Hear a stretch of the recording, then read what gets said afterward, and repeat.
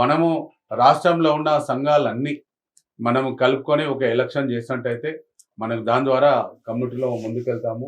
అన్ని రంగాల్లో కానీ, ఆర్థికంగా కానీ, రాష్ట్రంలో ప్రభుత్వ పథకాలు తీసుకోవడానికి కానీ, మనకు అన్ని ప్రభుత్వ 3 పార్టీలు కూడా, రాజకీయ పార్టీ కూడా గుర్తిస్తాయనేది అనుకున్నాము.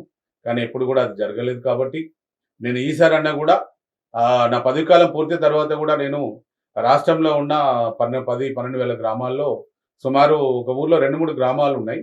ఆ 24, 25 వేల సంఘాలు వచ్చినాయి. దానిలో ఇద్దరికి ఓటు హక్కు అవకాశం ఇచ్చేసి ఎలక్షన్ చేద్దాం అనుకున్నాం. ఫస్ట్ వాళ్ళు సస్యమని అన్నారు.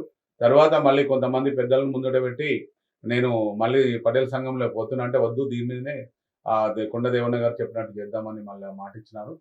మరి 4 తారీఖున డాటా తీసుకురమ్మని ముందుగా నోటిఫికేషన్ ఇచ్చి వాళ్ళు ఎన్నికల్లో నోటిఫికేషన్ ఇచ్చారు. కాబట్టి మేము ఆ రోజు ముందు ఇక వీళ్ళు ఏం చేస్తట్లేరు, మళ్ళీ కమ్యూనిటీకి ఇంకా అన్యాయం జరుగుతుంది, ఈ కౌన్సిల్ ద్వారా కూడా మనం ముందుకెళ్ళలేకపోయినాము, మన సంఘంగా మనం ముందుకెళ్దామని అందరు చెప్పడంతో పాటుగా మేము ఈ తెలంగాణ మునుగు కాపు సంఘం పటేల్స్ నుంచి వాళ్ళందరూ యునానిమస్గా ఎన్నుకున్నా కూడా నేను ఏమన్నానంటే ఒకటే సంవత్సరం చాలు నాకు.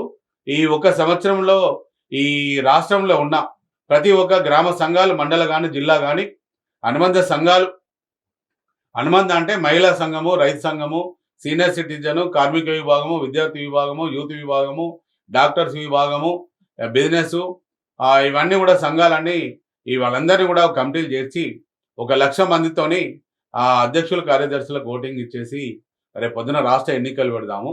అప్పుడు ఈ ఎన్నికలకు కూడా ఏ కండిషన్ అనేది ఉండదు. ఎవరైనా కూడా మున్నూరు కాపు బిడ్డ 3 తరాలు వాడు మున్నూరు కాపు ఉన్నట్టయితే వాళ్ళకు రాష్ట్ర అధ్యక్షుడిగా పోటీ చేసే అవకాశం ఇద్దామని నేను ఆ రోజు ప్రెస్ క్లబ్లో తెలియజేస్తాను. అందరూ కూడా హర్షం వ్యక్తం చేస్తారు.